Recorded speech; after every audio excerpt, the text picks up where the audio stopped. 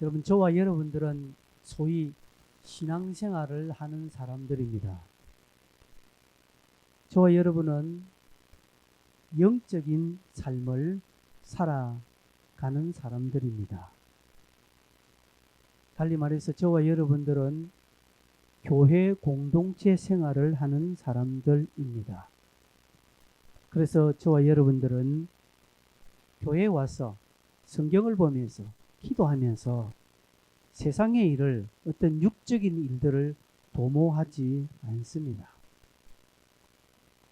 여러분, 교회에 나오는 목적이 세상의 성공을 얻기 위함입니까? 교회에 나오면 돈을 더 잘 벌 수 있어서 나오십니까? 아니지요. 우리는 신앙생활 한다, 영적인 생활 한다는 것은 하나님을 더 알고 신령한 은혜를 더 사모하고 그것을 더 누리기 위하여서 말씀도 보고 기도도 하고 또 열심히 또 교회에 출석합니다. 그래서 우리는 교회에 와서 믿음을 세우고 또 믿음의 일을 감당하려고 합니다. 이것이 신앙생활입니다. 그래서 신앙생활은 달리 말해서 믿음 생활입니다.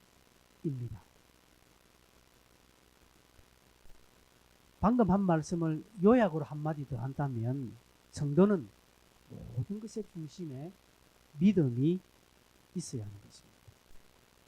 그래서 매사의 판단과 결정을 믿음으로 하는 것입니다. 믿음으로 보고 믿음으로 말하는 것이 영적 생활, 신앙생활의 아주 기본적인 뼈대입니다. 우리가 성경을 보는데 날마다 기도하는데 판단하고 결정하는 것이 그저 육적인 이익과 내 감정이 있다면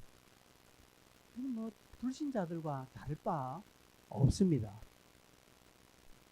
여러분 잘 아시는 대로 모세가 12명을 가나안 땅에 보내어서 정탐을 좀 하라고 했죠. 돌아온 그들 중에 10명은 본 그대로 말하는데 육적으로 말합니다. 그러나 2명 여호수아와 갈렙은 육으로 보았지만 결국은 믿음으로 말하고 믿음의 보고를 올립니다. 여러분, 우리가 2주간 지금 다니엘 기도회를 하고 있습니다. 저녁마다 아주 특별하게 쓰임받은 그런 강사들을 통해서 말씀을 듣고 그들의 간증을 듣습니다. 이 강사들이 어떻게 다니엘 기도회에 강단에 서기 위해서 그들이 로비를 했거나 그들이 어떤 수고를 한 것이 아니라 그들의 삶에서 구석에서 어딘지 모르는 그 자리에서 믿음의 삶을 열심히 살다 보니까 하나님께서 톡 들어서 너 한번 내 이야기를 이곳에 서서 해줘라고 해서 그들이 강사로 쓴 것입니다.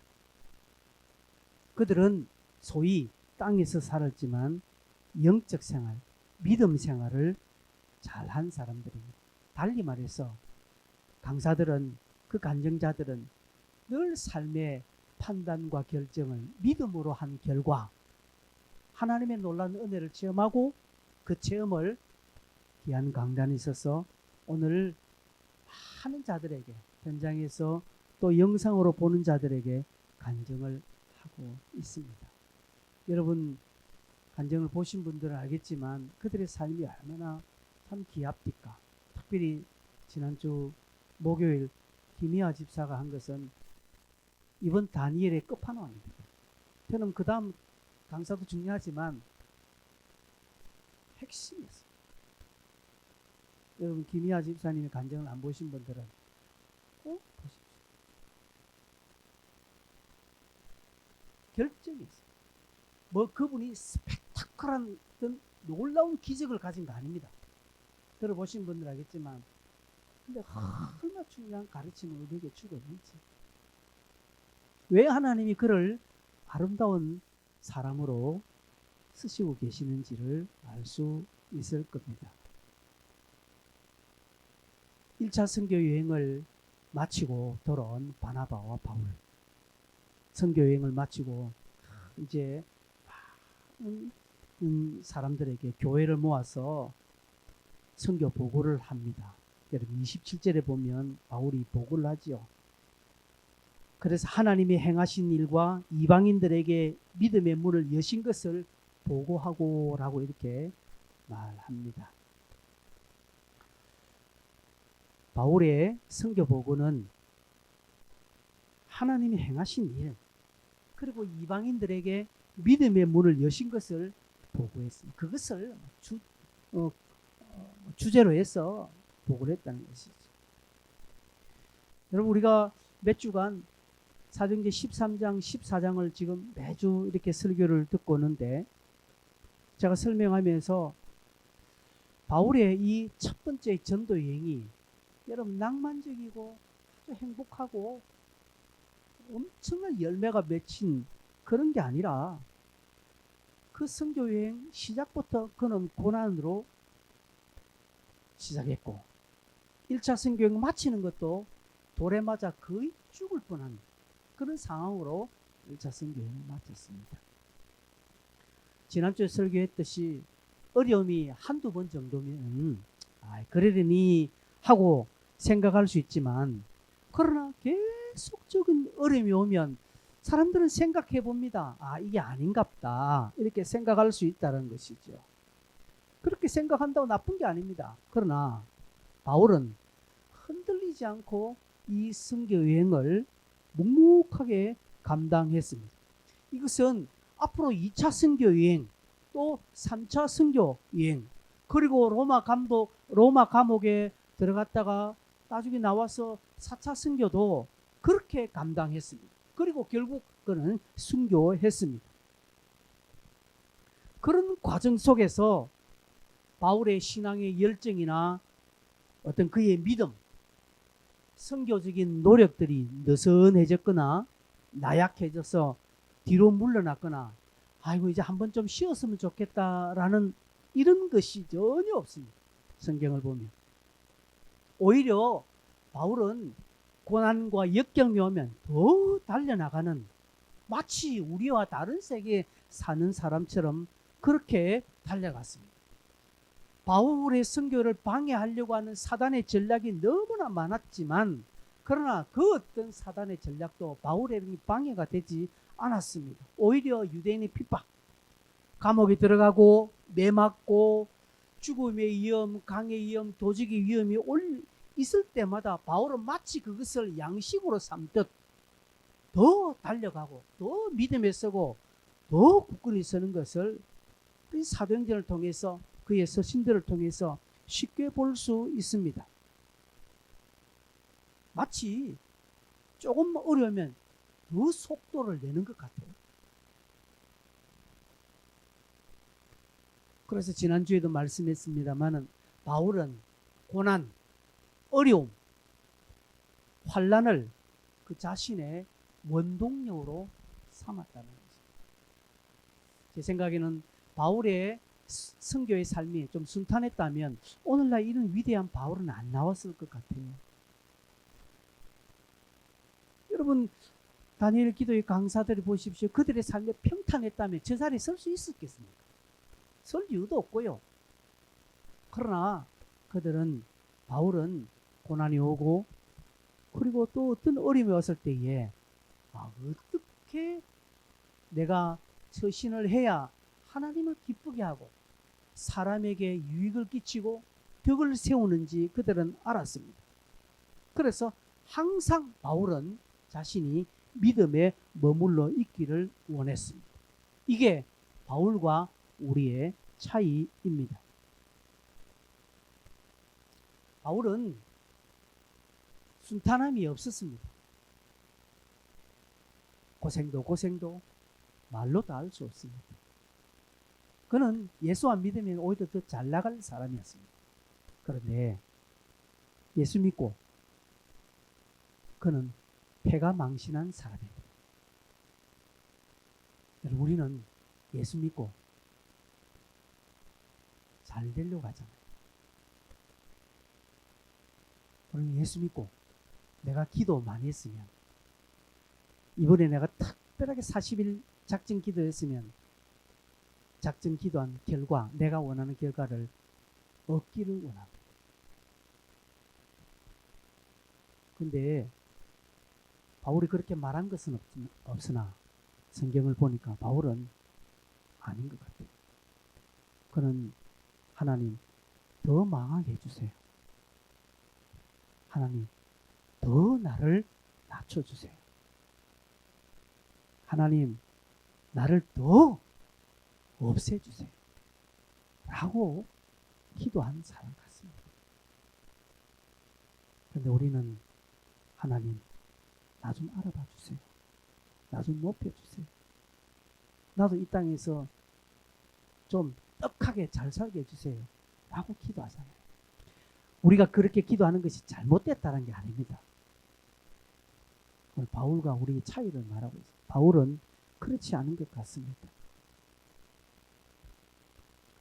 바울은 고난이 오면 그래 내 기도의 응답이야. 환난이 와서 매 맞고 돌로 맞을 때 그래 이 맛이야 라고 했던 것 같아요. 그래 예수가 날 위해 죽으셨는데 나도 이 정도쯤이야. 아마 그렇게 생각했던 것 같습니다. 우리는 어려움이 오거나 고난이 오거나 방해가 오면 그냥 넋 놓아버립니다. 이게 뭔가, 왜 내게 이런 이야기를 합니다. 왜 여러분에게는 안 됩니까? 왜 나에게 이런 일이 일어날까라고 생각하시면 왜 당신에게 그 일이 일어나면 안 되는데 라고 물으십시오. 여러분에게 하나님 왜 내게 이런 고통을 주십니까? 라고 여러분 질문이 탁 떠오를 때 반대로 왜 내게 이런 어려움이 일어나면 안 되는데 라고 한번 생각해 보십시오. 그저 힘들다고 어렵다고 방해가 너무 심하다면서 그거 핑계로 믿음에 머물러 있기를 싫어하는 우리들입니다. 여러분 갈렙과 여호수아 조금 전에 이야기했습니다. 그들도 다른 10명과 똑같이 봤습니다. 이거는 산술적으로도 게임이 안 되는 것이라는 것을 그들도 알았습니다. 여호수아와 갈렙이 군사학적으로 경제적으로 어떤 힘의 논리를 보았을 때 우리는 게임도 되지 않는다는 것을 알았습니다. 근데 뭐가 달랐습니까? 그들은 믿음에 머물러 있기를 원했습니다. 그래서 다르게 말했습니다. 거짓말한 게 아닙니다. 그들도 똑같이 보고했습니다. 근데 거기에 무엇이 첨가되었습니까? 하나님을 향한 믿음이 들어갔다는 것이죠. 믿음으로 보고했다는 것이죠. 그래서 달랐습니다.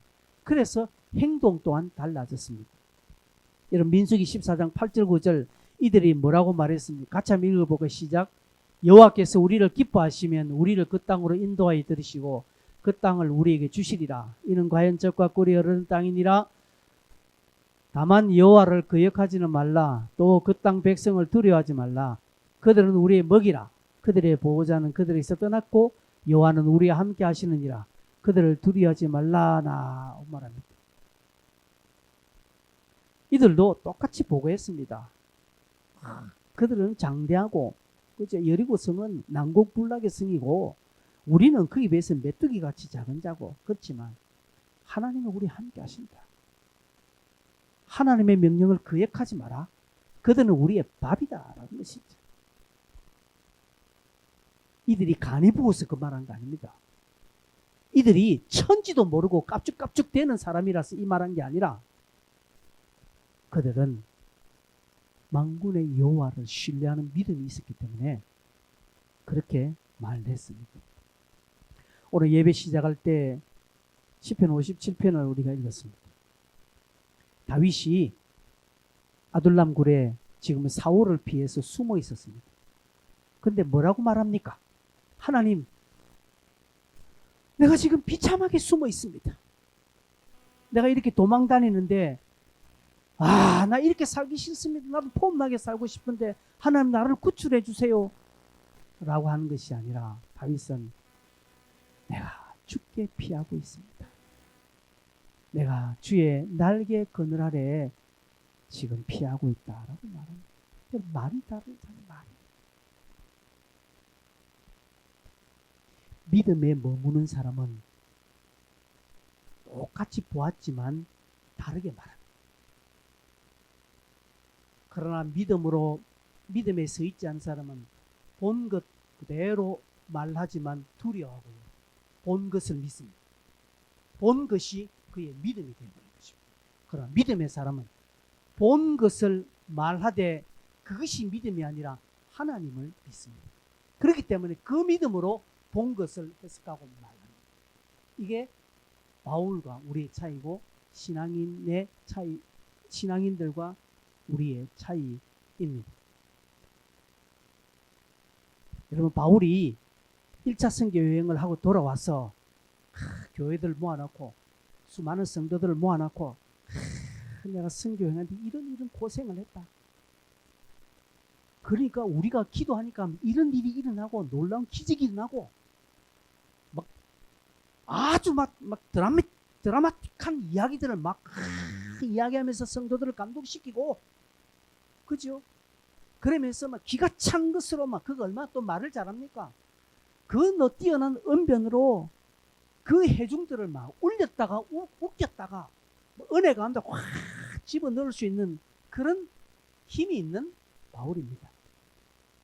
그런데 자기가 어떻게 환난 가운데 죽을 뻔했다든지 내가 돌에 맞아 죽었다든지 무슨 내가 기도하니까 죽은 자가 일어났다 이런 이야기는 한마디도 없고 그런 내용은 없고 하나님이 행하신 일, 하나님이 이렇게 행하셨다. 그리고 이방인들에게 믿음의 문이 열린 것을 보고했다는 것이죠. 여러분, 저 같으면 그걸 안 합니다. 저 같으면 여기 딱 썼으면요, 그릴 때 딱 풀고 막 꽁도 집어넣고 막 좀 부풀려서 막 이야기합니다. 내 고생한 얘기, 그 어려운 일을 내가 해냈지 않습니까? 라고 이렇게 이야기할 겁니다. 내가 그런 존재입니다. 하나님이 도와주셨습니다.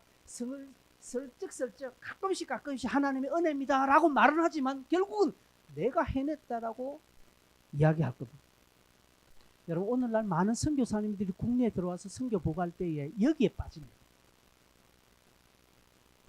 그렇게 해야 후원을 더 받기 때문에. 근데 바울은 전혀 그렇지 않았어요. 바울은 거기에 그런 부분에는 전혀 관심이 없고 그저 하나님이 어떻게 하셨고 어떻게 믿음의 문이 열려진 것 그것만 이야기하더라는 것이죠. 이런 바울이 특별한 사람이라서,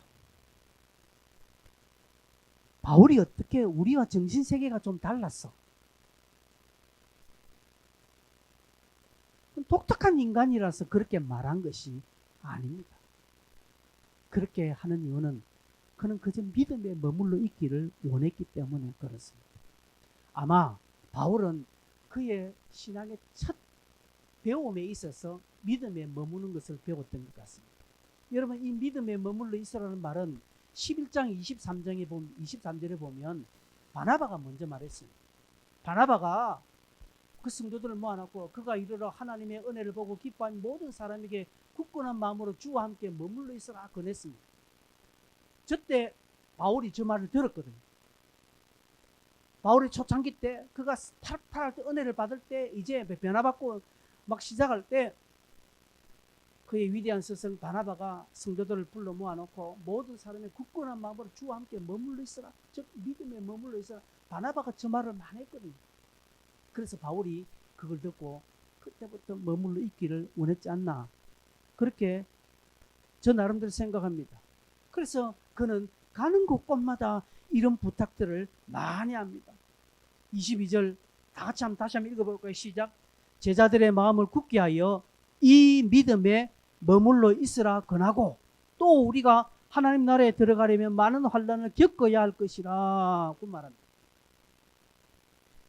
제자들의 마음을 굳게 하여서 이 믿음에 머물러 있으라고 말하는 것입니다. 바울의 가르침은 이론적인 가르침이 아니라 그의 실제의 삶이었습니다. 그 자신이 늘 그렇게 믿음에 머물기를 원했습니다. 그래서 다른 이야기 하고 싶은 마음이 없습니다. 바울은 왜 할 이야기가 없었겠어요? 그도 그죠? 풀어놓으라면 3박 4일 이야기할 수 있겠지요. 그러나 바울은 그렇게 하지 않았습니다. 여러분 우리 19절 한번 볼까요? 19절 어떤 일이 났습니까?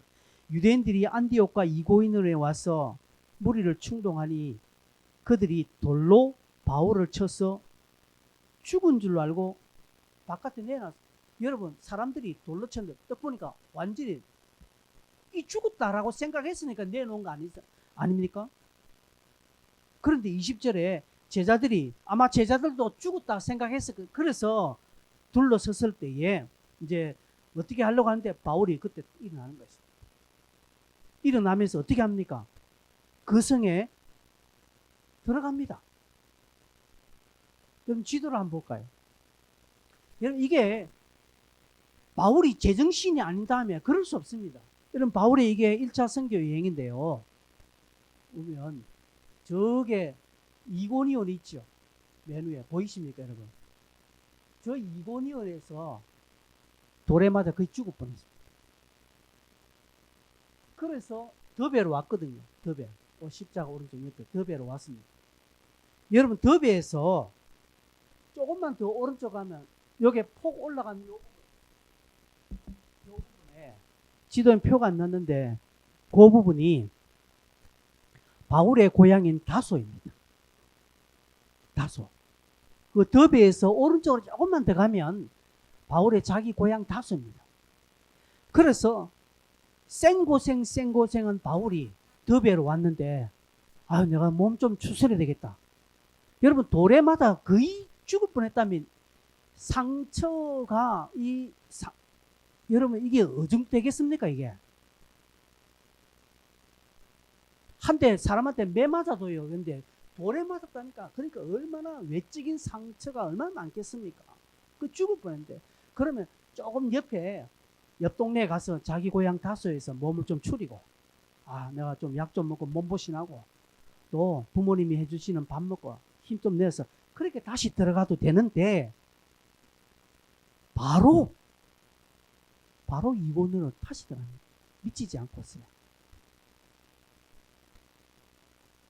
고향으로 가서 좀 쉬었다가 한 일주일 정도 몸 좀 상처도 치료하고 몸도 회복해서 그래서 다시 루스드라 이고니온으로 가도 누구 하나 뭐라 할 사람 없고 하나님도 그것을 책망하지 않습니다. 그런데 그는 다시 들어갔다는 것이죠. 왜 들어갈까요? 그게 좀 가지고 와야 될 것이 있었기 때문에 아니 뭔가 좀 놔두고 온 것이 있어서 꼭 들어가서 그걸 가지고 가야 되기 때문에 그랬을까요? 아닙니다. 보니까 성경에 오늘 보니까 그렇게 딱 22절에 말하고 있네요. 왜냐하면 제자들의 마음을 굳게 하고 믿음에 머물러 있어라 그 말하려고 다시 들어갔다는 것이죠. 자기 때문에 지금 자기가 돌에 맞아 죽어서 지금 나왔잖아요. 그러니까 이고니온 성 안에 믿는 자들이 실망하는 거예요. 낙심하는 거예요. 왜 바울이 저래 왜 죽지? 하나님이 아닌가? 하나님 뜻이 아닌가? 그러면서 이 성도들이 낙심하고 있다는 것이죠. 교회가 와야 될 지경이 있다는 것이죠. 막 한 번씩 핍박이 지나가고 바울은 거의 죽었다고 소문이 났습니다.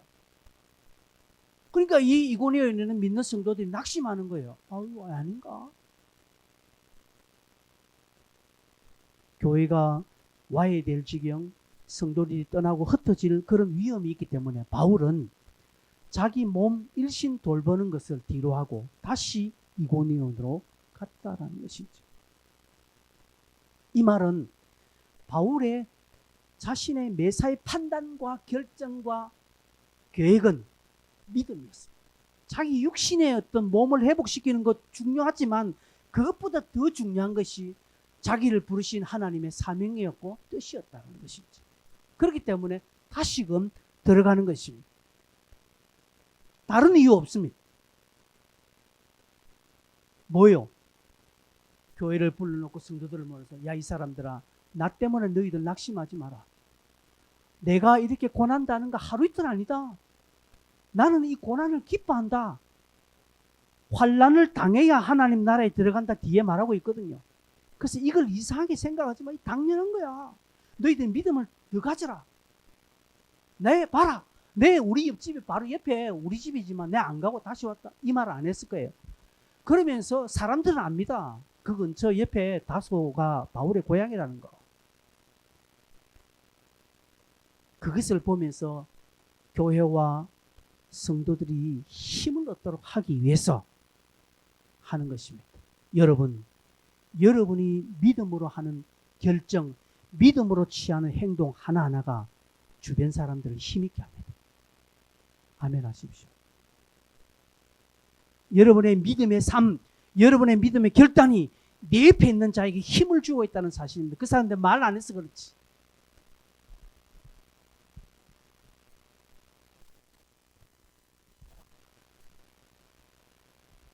여러분이 저녁에 기도의 자리에 나오면 목사가 힘을 얻습니다. 안 그렇겠습니까?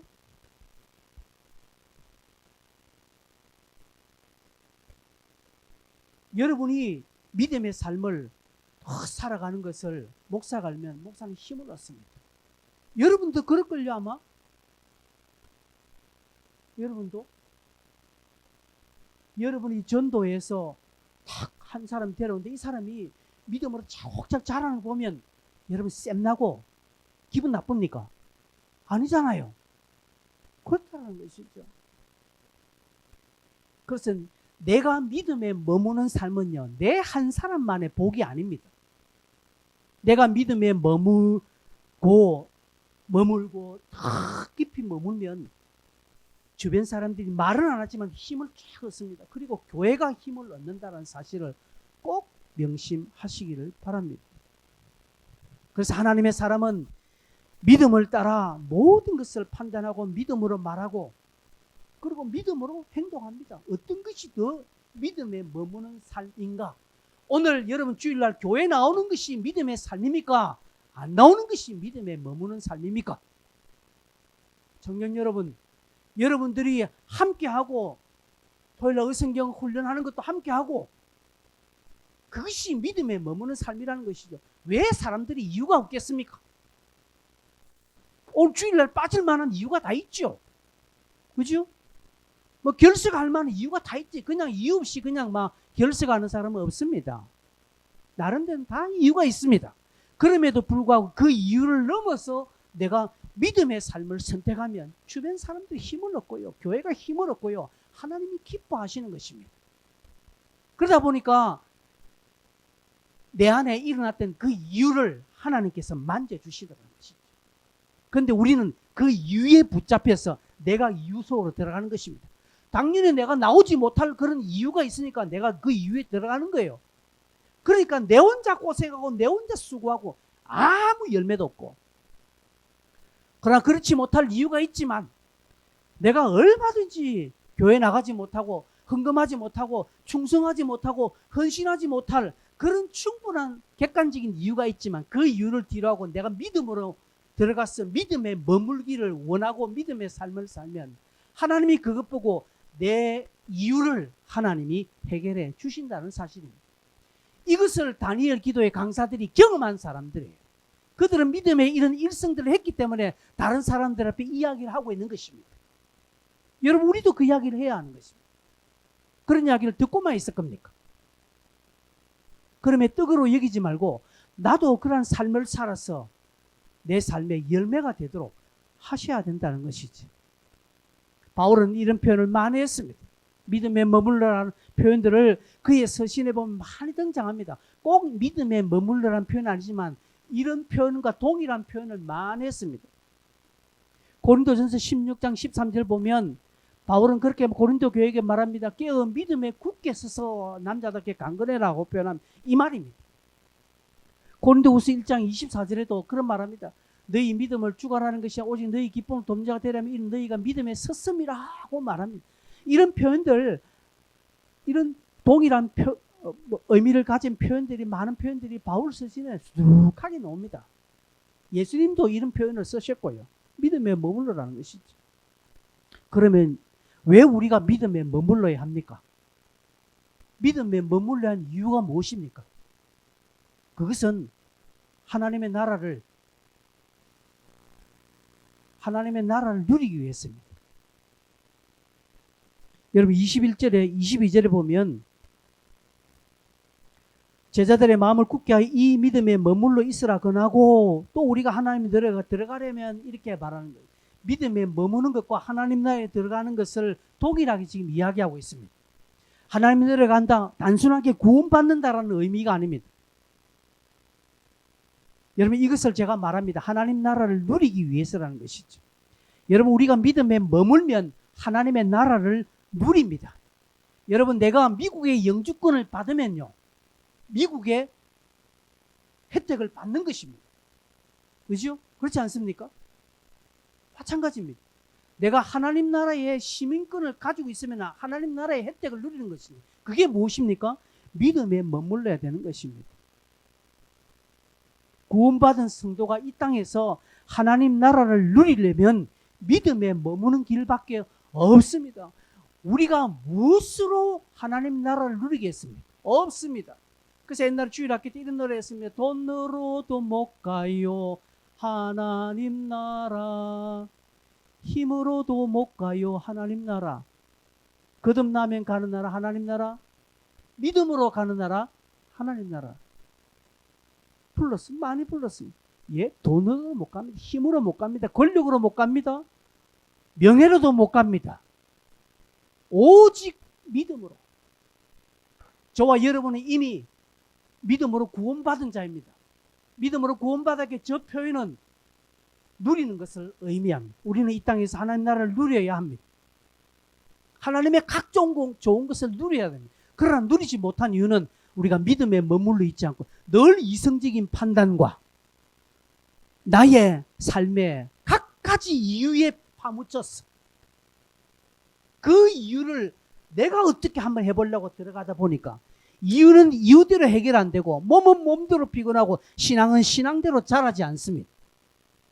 그러나 이 이유가 있지만 이 이유를 잠시 뒤로 딱 제끼고 내가 믿음에 머물러 딱 서면 하나님이 이 이유를 싹 다 해결해 주시는데 이것을 우리가 참지 못하고 이것을 하지 않아요. 그러니 하나님 나라를 누리지 못하는 것입니다. 히브리서 4장 1절과 2절 여러분 보시겠습니까? 제가 히브리서 예전에 설교할 때 이 표현했죠. 그러므로 우리는 두려워할지니 그의 안식일에 들어갈 약속이 남아있을 너희 중에 혹 이르지 못할 자가 있다라고 말해요. 너희 누리지 못하고 들어가지 못. 2절 뭡니까? 그들과 같이 우리도 복음 전함을 받은 자들이나 들은 바 그 말씀이 그들에게 유익하지 못한 것은 듣는 자가 뭐하지 못한다고요? 믿음과 결부시키지 않아요. 믿음과 결부시키지 않아요. 여러분 내게 어떤 이런 사건이 일어났을 때에 이 사건을 믿음과 결부시켜서 믿음에 머무는 삶을 내가 딱 살면 그 사건을 하나님이 해결해 주시는데, 이 사건이니까 믿음과 결부시켜서 어떻게 하고 그러니까 사람 찾아다니고 막 내 나름대로 막 이래저래 돌아다닙니다. 기도 못합니다. 지금 이것 때문에 기도할 정신이 어디 있습니까? 이것 때문에 지금 말씀 볼 지금 마음이 없는데, 밥도 안 넘어가는데 내가 지금 죽느냐 사느냐는 판국에 무슨 믿음이고 무슨 말씀이고 무슨 기도고 목사의 설교가 겉면에 들리겠습니까? 이게 중요한데 그러니 안 되는 거예요.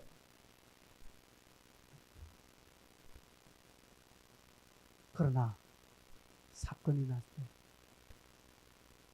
믿음과 결부시켜서 내 힘으로 안 돼. 하나님이 하셔.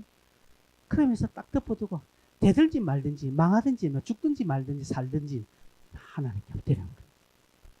하나님 안 도와주세요. 내가 죽게 피합니다. 하니까 하나님이 그 믿음을 모시고 사람이 붙고 생각지 못한 일들이 오고 도움의 손길이 오니까 지가 서서히 앞으로 나는 한 것도 없는데. 여러분 이런 은혜를 우리가 좀 누리고 싶지 않습니까? 믿음에 머무셔야 됩니다. 히브리서 6장 12절 보면 비슷한 표현하고 있습니다. 게으르지 아니하고 믿음과 오래 참음으로 말미암아 약속들을 기업으로 받는 자들을 본받는 자 되게 하는 것입니다.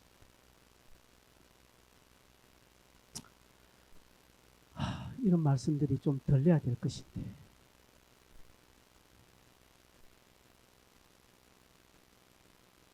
이런 말씀들이 여러분 귀에 꼭 들리기를 원합니다. 설교 언제 끝나나 하지 마시고 믿음과 참 조금만 견디십시오. 조금만 견디십시오. 하나님이 믿고 의지한 자는 반드시 해결해 주십니다. 이게 책 속에 있는 내용이 아닙니다. 왜 우리가 믿음에 머물러야 합니까? 하나님의 나라의 각종 좋은 것을 누리기 위해서, 은혜를 경험하기 위해서. 그러면 어떻게 하면 우리가 믿음에 머물 수 있나요?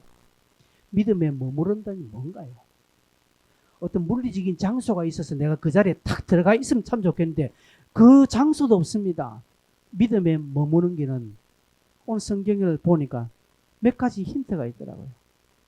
첫째로 여러분 환난이나 고난을 당연히 여기십시오. 바울은 말합니다. 너희가 하나님 나라에 들어가려면 즉 믿음에 머물려면 많은 환난을 겪어야 할 것이라고 말합니다. 환난과 고난을 당연히 여기십시오. 여러분 착각하면 안 됩니다. 환난 고난을 해서 여러분이 당하는 모든 것이 저거 아닙니다. 여러분이 실수해서 여러분이 잘못해서 환난 당하고 고난 당하는 거 저거 붙이면 안 돼요. 아시겠습니까? 여러분들이 실수하고 여러분들이 잘못해가지고 당하는 어려움을 저기 갖다 붙여가지고 환난 고난으로 하면 그건 나쁜 사람이에요. 아시겠습니까? 내가 공 차다가 축구하다가 그냥 상대방을 잘못 차서 다리 꼬았습니다. 다리 꼬아서 그래서 병원 가서 그냥 칭칭 이렇게 기부사고 수술했는데 그래 놓고 내가 나의 환난 당연 고난을 당연시해 한다 이렇게 말하면 옆에 성한 다리도 꼬아야 됩니다. 그건 아니라는 것이죠. 추운 겨울날 옷 얇게 입고 막 찬물에 머리 감아보시면 감기 걸리죠. 그 당연한 거예요. 그 감기 걸려놓고 주를 향한 고난 그냥 그 입을 찢어야 됩니다. 그거 아닙니다, 여러분. 여기에 말하는 환난 고난은 내가 신실하게 예수 믿는데 내 나름대로 신앙생활 잘하려고 하는데 오는 어려움과 환난 고난이라는 것입니다. 그런 것이 오면 뭐 하라고요? 당연히 여기라는 피하지도 마십시오. 두려워하지도 마십시오. 그걸 가지고 고민하지도 마십시오. 어려워하지도 마십시오. 이럴 때 내가 믿음에 머물기 위해서 지금 오는 거 이게 당연하구나. 저 사람이 지금 나를 지금 힘들게 해도 이게 당연한 거야. 그렇게 생각하셔야 됩니다. 베드로전서 4장 12절 보니까 베드로는 이렇게 말하고 있습니다. 사랑하는 자들은 너희를 연단하고는 불시험을 이상한 일을 당하는 것 같이 이상히 여기지 말라라고 말했습니다. 바울도 베드로도 알았습니다. 내가 신앙생활을 열심히 하려고 할 때는 이런 불같은 시험이 오고 환난이 오거나 어려움이 오거나 그런 어려움이 올 때 이상히 여기지 않았다는 것이죠. 그래서 바울이 돌 맞고 환난 가운데 도적의 위험, 강의 위험, 동적의 위험 여러 환난의 40에 하나 감한매를 여러 번 맞아도 흔들리지 않은 것은 저걸 이상히 여기지 않았기 때문에 당연한 거야. 내가 하나님의 은혜를 더 풍성히 누리기 위해서는 이것은 당연한 거야 라고 여겼기 때문인 것입니다. 그것을 믿음에 머무는 것이라고 말합니다. 여러분 토기는 불 속에서 만들어지죠. 정금은요 뜨거운 불 속에서 다듬어집니다. 우리의 믿음도 시련과 불 속에서 고난 가운데서 어려울 때 만들어지는 것입니다. 그래서 세상도 아픈 만큼 성숙해진다고 말합니다. 아픔이 없이 성수가 없고요. 고난 없이 열매는 없습니다. 아픔이 오고 환난이나 어려움이 올 때 이기는 방법은 당연히 여기는 것이고 더욱 믿음에 서는 것입니다. 그럴 때 딱 어려움이 올 때 여러분이 신실하게 신앙생활하는 가운데 자꾸 방해가 오고 전에는 아닌데 내가 잘 믿으려고 하니까 이상하게 어려움이 오면 이게 당연하다 딱 생각하고 그때는 속도를 내야 됩니다.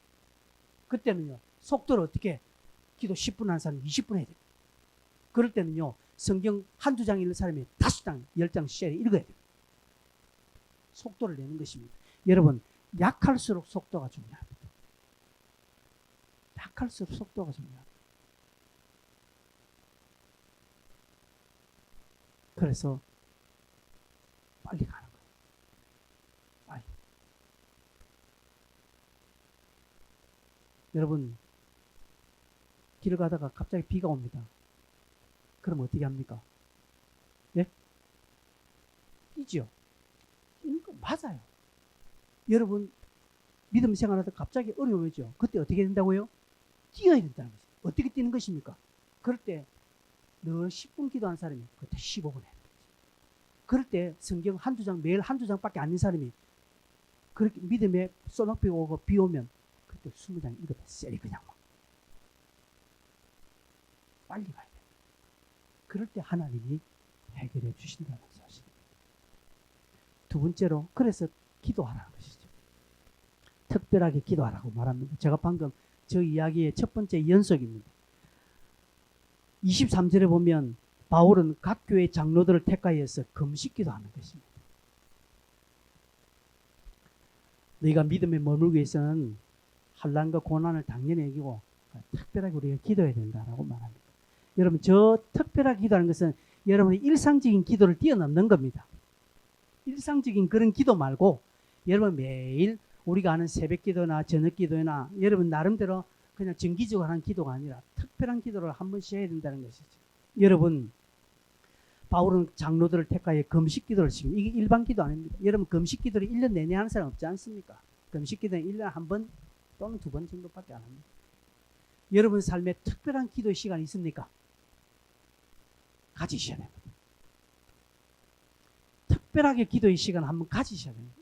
적어도 1년에 한두 차례는 나름대로 내가 20일 작정 기도를 해야 되겠다. 예전에 제가 우리 교회 집사님에게 제가 좀 그때 좀 약간 마음을 감동받아서 집사님 40일 작정 기도 한번 하십시오. 그분이 한 10일 정도 하더만 때려쳐버렸어요. 힘들거든요. 제가 40일 금식 기도 하라는 건 40일 작정 기도 그냥 못하더라고요. 못하더라고요. 여러분만의 이유가 있을 것입니다. 환난이 오고 어려움이 오면 당연히 여기는 것이죠. 당연히 여기지만 그럴 때 빨리 달리라고 했습니다. 그럴 때 성경 더 많이 읽고 기도를 더 많이 하라고. 그럴 때 여러분 나름대로 작정기도 내가 이번에 20일 내가 작정기 아니면 내가 이번 한 달은 내가 아침 금식을 하면서 이번 한 달은 아침 금식기도 하면서 30일 내가 기도해야 되겠다. 나름대로 여러분의 목적과 상황에 맞는 특별한 기도의 시간을 가지셔야 돼요. 그 사람 믿음에 머무는 것입니다. 그런데 고난이 오고 어려운 것 같아. 아무런 반응도 없이요. 세월이 좀 먹나. 이 또한 지나가리라. 제가 제일 싫어한 말이 그겁니다. 이 또한 지나가리라. 어디 성경이 그 어디 있습니까 그거. 이 또한 지나가리라. 세상의 사람들이 범신론적으로 이야기하는 사람. 아니에요. 우리는 무관심한 자가 아닙니다. 우리는 책임지는 사람이고 믿음에 머무는 사람이고 믿음으로 재해석해서 말해야 되는 사람입니다. 여러분, 연말입니다. 나름대로 한번 여러분 개인대로 할 수 있는 만큼 내가 이번 한 주간은 특별하게 내가 저녁 기도 참석해서 내가 이번 한 해야지. 아니면 내가 이번 1, 2, 3일은 내가 3일 정도는 금식할 수 있냐. 이번에 한번 금식 기도해. 아니면 내가 100일 작정하는 것이 100일 작정. 내가 100일 작정인데 매일 저녁 10시에 시작해서 10시 30분까지 내가 100일간은 내가 꼭 하면 내 나름대로 이 기도하고 나름대로 특별한 기도를 작정하세요. 여러분 믿음에 머물 뿐 아니라 그것이 여러분의 믿음을 더 성숙하게 만들어 주기도 합니다.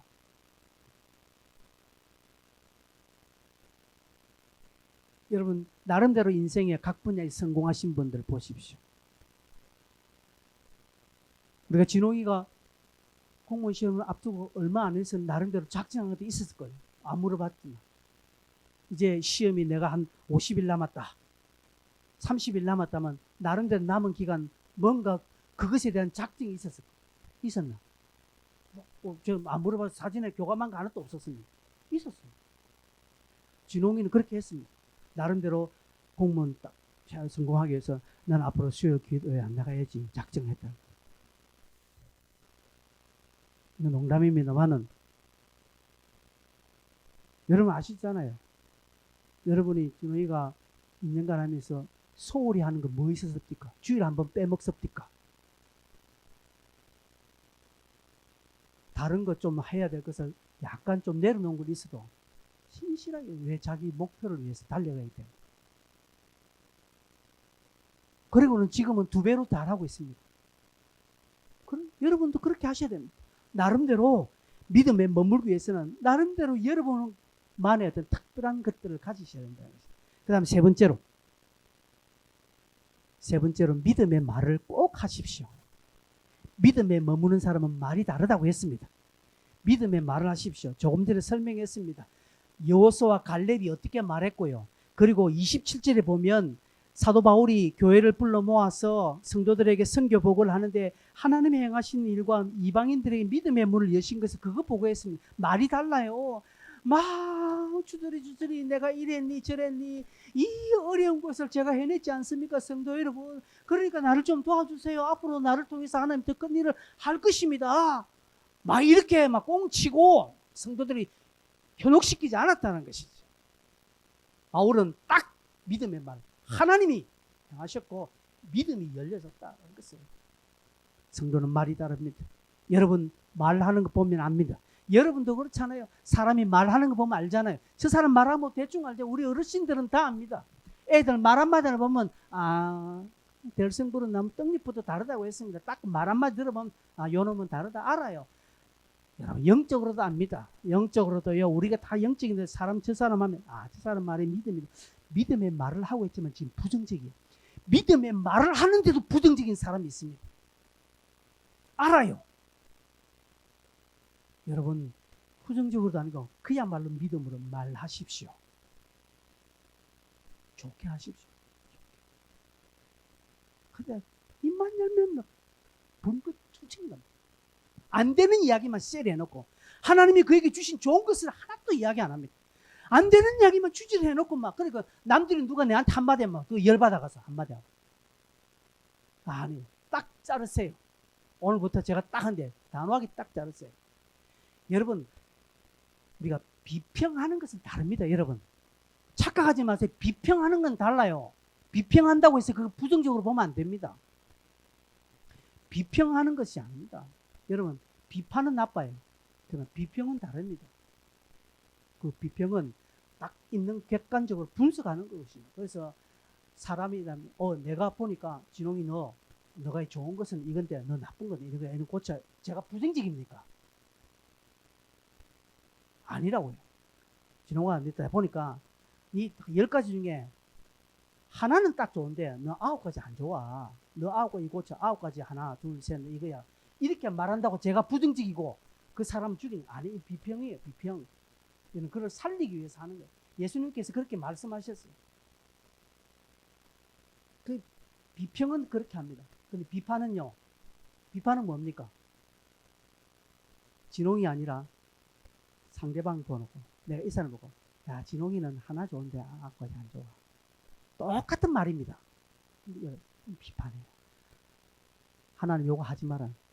네가 그렇게 말했나? 네가 그렇게 비판했나? 남들이 꼭 너를 그렇게 돌아서서 네 비판한다. 네 비판함으로 너도 그런 비판 받을 거니까 너 입 닥쳐라. 주님이 그렇게 말씀하셨어. 네가 요만하게 상대방을 비판했느냐? 상대방도 너를 요만하게 비판할 것이고 네가 이만하게 비판했느냐? 상대방도 너를 이만하게 비판할 것이라고 말하는 것입니다. 그러니까 우리가 그런 것 아닙니다. 그렇게 할 필요 없고 비평을 하지만 우리 늘 믿음의 말을 하는 것입니다. 그렇죠? 마지막 믿음에 머물기 위해서는 제일 중요한 것입니다. 제자들과 함께 하십시오. 공동체에 함께 하는 것입니다. 28절에 바울이 모든 것을 말하고 제자들과 함께 오래 있으니라. 바울은 곳곳 가는 곳에마다 제자들과 공동체와 함께 했습니다. 그는 부르심을 받고 난 뒤부터 제자들과 함께 머물기를 원했습니다. 이것은 예수님의 가르침이었습니다. 예수님도 제자들에게 너희가 함께 해라고 말합니다. 예수님께서 말한 거 너희가 함께 하는 건 너희들끼리만 있으라는 거 아닙니다. 예수쟁이 너희들끼리만 살아라 이 말이 아닙니다. 그 말은 무엇입니까? 신앙 공동체 중심으로 살아라는 것이죠. 성도는 신앙 공동체를 떠나서는 안 됩니다. 절대로 안 됩니다. 그럼 다 죽습니다. 여러분 동물의 왕국 보십시오. 맹수들이 어떤 짐승을 노립니까? 딱 떨어져 있는 단독 생활하는 무리. 그리고 한 번은 뭉쳐져 있어도 사자가 여러분 덜소들을 공격할 때 그냥 덜소들 중간에 한번 질러버립니다. 분열시키죠. 분열시켜서 딱 떨어지는 한 놈이 있으면 딱 잡아먹습니다. 오늘날 사단도 이 전략을 교회에 씁니다. 그래서 여러분 절대 흩어지면 안 돼요. 공동체 함께 여러분이 사는 것입니다. 공동체 떠나서 지 혼자 열심히 신앙생활 잘하고 아름답게 사는 사람 여러분 한번 보셨습니까? 한번 이야기해 보십시오. 없습니다. 여러분 신앙 공동체와 제자들과 함께 하십시오. 이 말은 물리적으로 함께 하라는 거 아닙니다. 맨날 교회 와서 살아라 이 말 아닙니다. 늘 중심이 교회 중심이 되어 있는 것이죠. 늘 중심이 우리 제자들과 함께 하는 중심입니다. 그래서 중심이 됐다는 것은 그게 우선이 간다는 것이죠. 그래서 내 삶에 다른 것이 있지만 우리 제자들의 중심, 이 제자들의 공동체, 이 신앙 공동체가 늘 우선이 되는, 늘 존중받아야 된다는 것이죠. 여러분 교회를 존중히 여깁니까? 아멘 어떻게 잘하시지? 아닌데 내가 볼 때 아닌데. 여러분 교회 공동체를 존중히 여겨야 됩니다. 뭘 존중히 여깁니까? 여러분의 헌신으로 존중해야 하는 것입니다. 내가 교회 공동체를 존중히 여긴다는데 교회 하는 행사를 한 번도 안 와. 존중히 여기는 거 아닙니다. 근데 다른 데는 다 존중히 여길걸요. 돈 되는 데는 가서 아침부터 가서 밤늦게까지 수고하는 것이 돈 되니까. 여러분 그런 게 아닙니다. 공동체는 늘 함께 하는 것은 내가 존중이고 그곳에서 오는 영양분을 함께 공급받아야 되는 것입니다. 말씀을 맺습니다. 성도 여러분, 성도들이 왜 믿음에 머물지 못할까요? 성도들이 오늘 많은 신앙인들이 이 성경을 동일하게 보지만 믿음에 머물지 못하는 이유는 현실의 필요성이 크기 때문에 그렇습니다. 현실의 필요성에 내가 많은 영향을 받기 때문에 그렇습니다. 청년들은 직장이라는 취직이라는 이런 필요성에 영향을 너무 받았기 때문에 내가 취직하고 난 뒤에 그 다음 내가 신앙생활 열심히 할 것이라고 이야기합니다. 그 마음 이해합니다. 근데 제가 이제까지 경험해 보니까 화장실 들어갈 때와 나올 때 다 다릅니다. 준호가 난 더 열심히 할 줄 알았는데 열심히 안 했대요.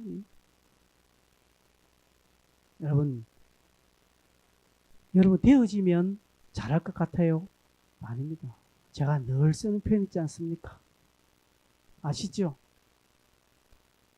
되어서 하겠습니까? 해서 되겠습니까? 미리 하여서 되어야 합니다. 믿음에 머무는 삶이 얼마나 복된지 여러분 오늘 우리 다 같이 각인했으니까 이 믿음에 끝까지 머물기를 여러분 꼭 중심에 여러분 마음에 새기시고 내가 믿음에 머무는 삶을 꼭 살아야 됩니다. 이것 아니면 내가 이 땅에서 유익된 삶을 살 수 없다는 것을 늘 기억하시기를 바랍니다. 우리 함께 이 찬송 부르겠습니다.